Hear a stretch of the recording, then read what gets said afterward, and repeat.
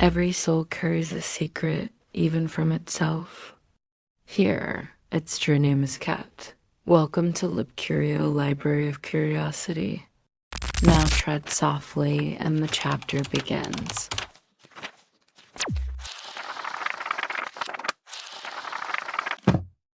A flicker in the corner of your vision tastes like rust and rain.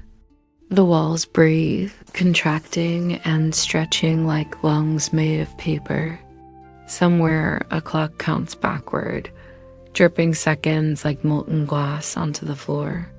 Shadows fold themselves into impossible shapes, humming in frequencies you almost recognize. A whisper scratches the base of your skull, then vanishes. You are awake, but the room insists you are dreaming. You feel the edges of yourself fray, as if your skin is porous to thought. You are not the same as yesterday, and yet somehow you are. You notice the flicker of your reflection in the window. It hesitates before you do, as if the glass remembers what you have forgotten. Time is not linear here. It loops, retracts, and teases. Heraclitus murmurs through the corridors of your mind. You cannot step into the same river twice, but what if the river is inside you? You realize your memories are not yours. They are echoes arranged by archetypes older than language. The mother, the trickster, the wanderer, they speak through your gestures, your fears, your desires. Even your loneliness is pre-scripted, carved into the grooves of collective dreams. A laugh rises in your chest, strange and alien, and you understand it is not yours alone. The mind cannot distinguish the self from the myth. Neuroscience calls it pattern completion, the brain filling voids with familiar shapes, but the void itself is endless. You are the sum of shadows you cannot name, a manuscript written in invisible ink, legible only to the unseen. You ask yourself, silently, in the hush between your thoughts, if everything you feel is a mirror of something older, something outside, what of the you that thought it was free? The answer shivers at the edge of perception, like a candle flame trembling before a storm. The world is made of stories, and stories are older than the stars. Anonymous Stoic fragment. You enter a city that does not exist, streets bending like question marks, pavements folding into themselves. Mirrors line every alley, some cracked, some perfectly smooth. Each reflects not your face, but the archetypes you carry, the trickster grinning from your left shoulder, the mother weeping from your right, the shadow lurking behind your own eyes. You do not walk, your feet float just above cobblestones that whisper as you pass. At the center of this city is a library without walls. Books hang suspended in the air, titles written in scripts that vanish the instant you try to read them. A monk sits cross-legged on a floating platform, mouth sealed, hands folded. He hums a tone that resonates in your chest like a forgotten memory. You understand immediately. He has read your life before you lived it. In the corner, a flickering lantern illuminates a bench. Someone waits there, invisible yet palpably present. You recognize the feeling waiting for a text, a message that never arrives. The flicker of hope, the sudden pang of absence. It is the same pulse that drives all longing, the archetype of the seeker playing through your modern anxieties. You move closer, heart sinking to the lantern's irregular rhythm. The monk shifts slightly, and the entire library shivers. Shadows of forgotten philosophers brush against your skin. Plato's cave of glass glints along the shelves, showing you shapes of yourself you cannot name. Jung's shadow figures whisper in dialects older than memory, offering counsel in riddles you half comprehend. You realize the seeker is not you. The seeker is you and everyone who ever wondered if they mattered. A mirror collapses into shards at your feet. Each shard reflects a different version of your life, one where you spoke, one where you remained silent, one where you were brave, one where you were small.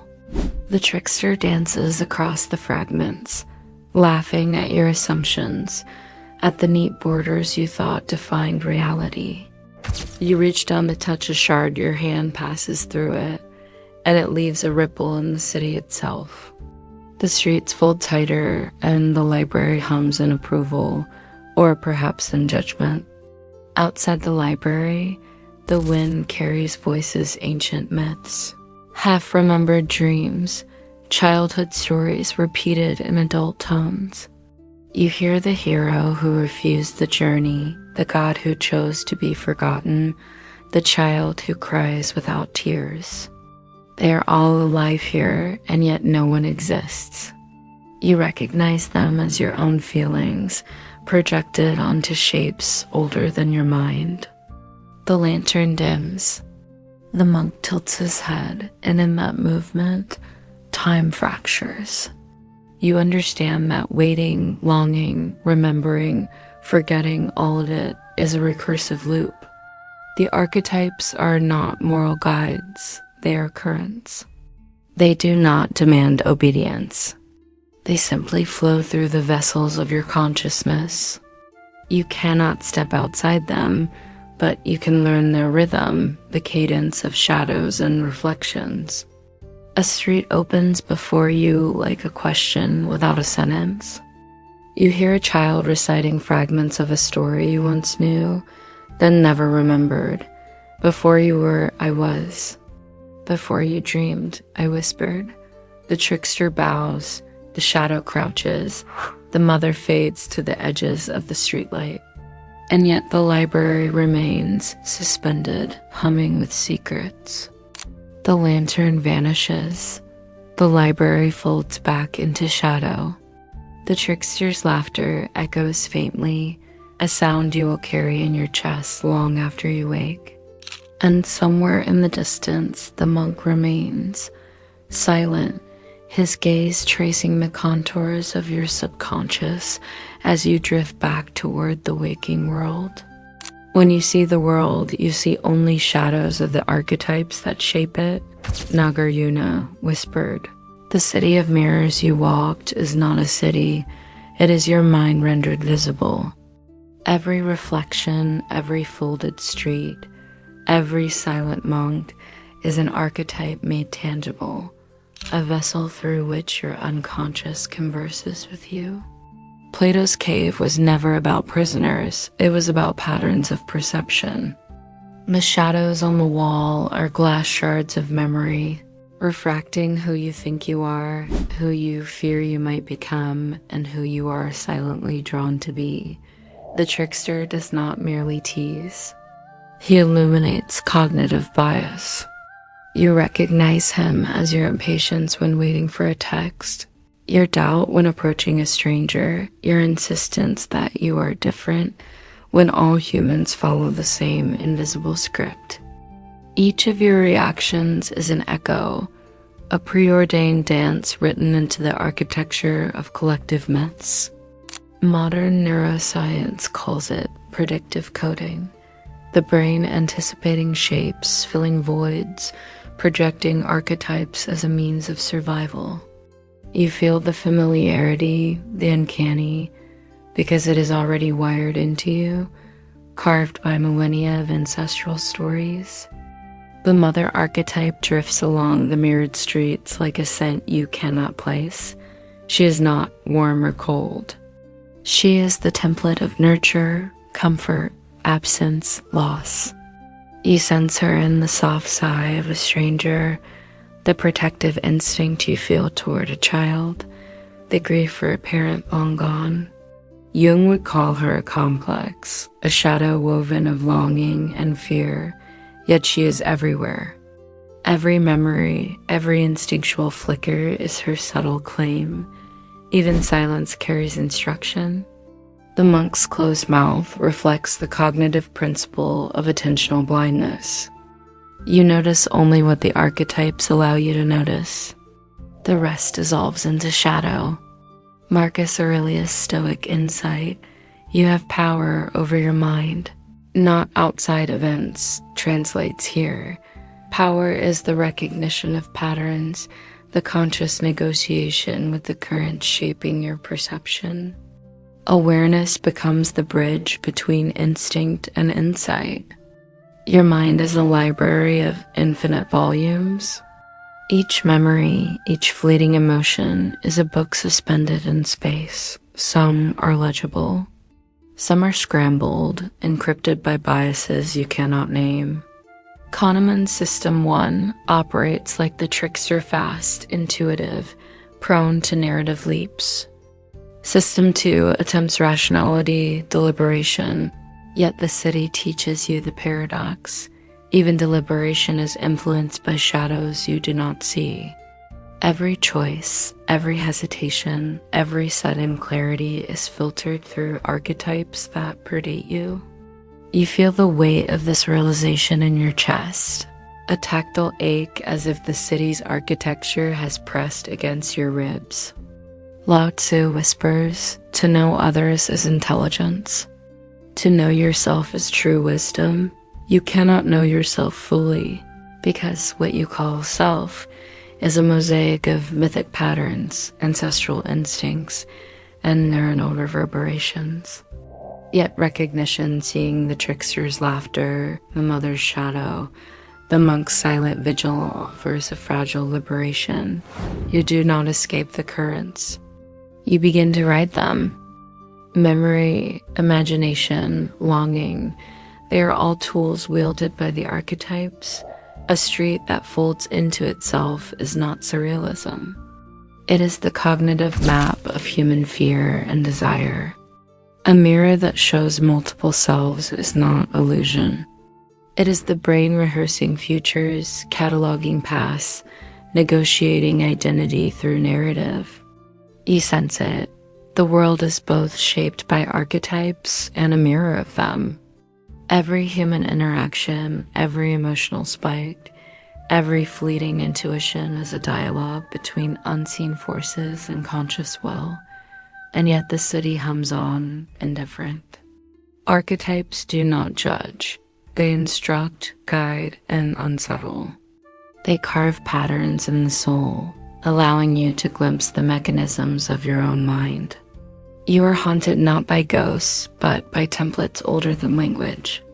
You awaken in the knowledge that reality, perception, and self are entangled in a continuous loop of myth, biology, and consciousness.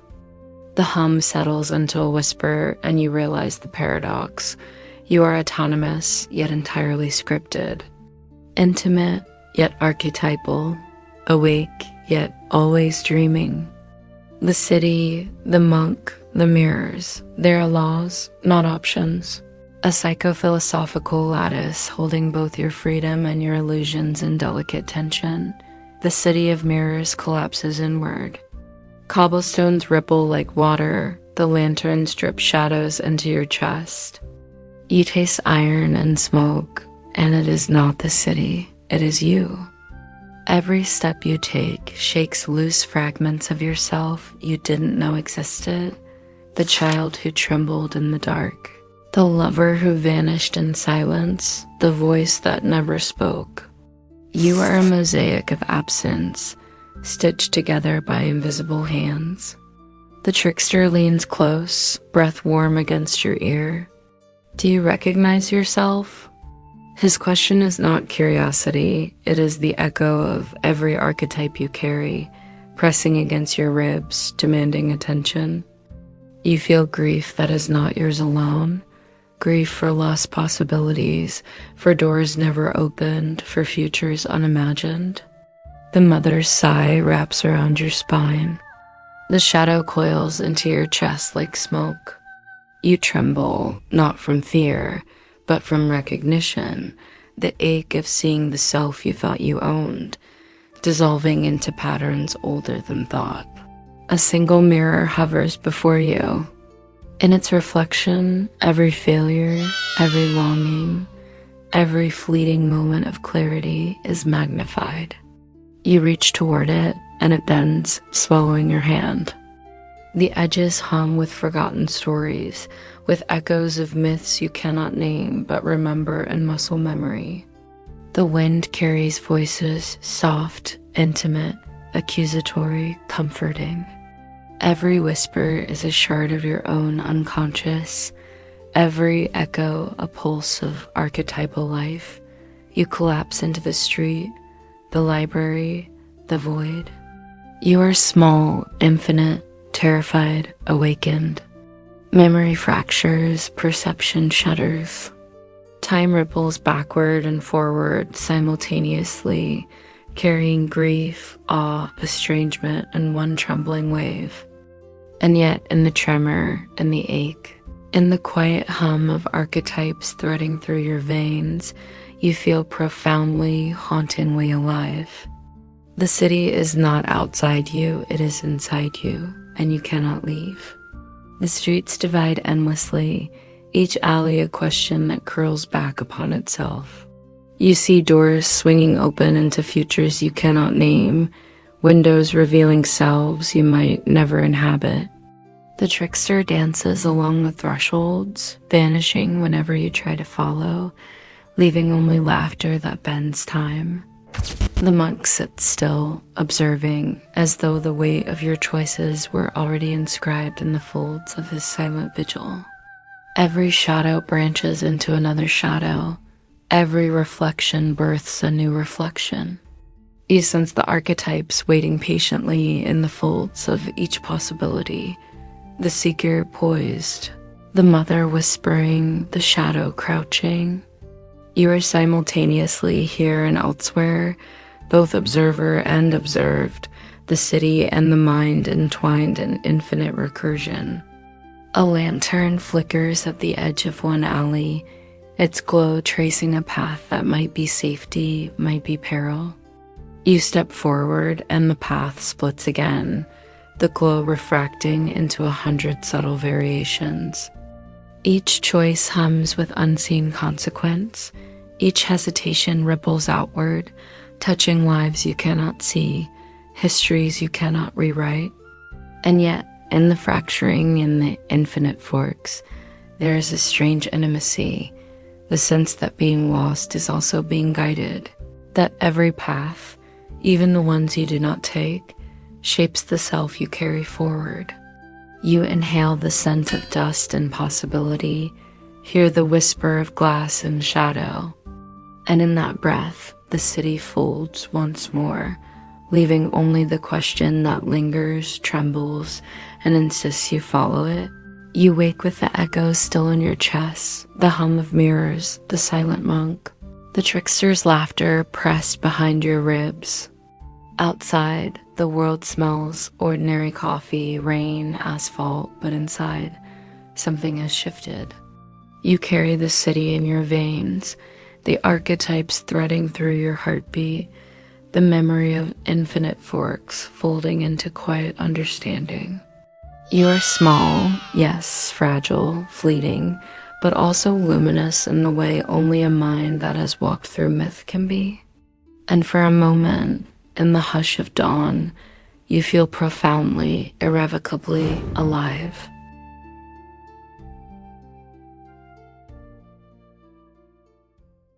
If this spoke to you, wander deeper into the Library of Curiosity playlist. Each voice adds to the conversation.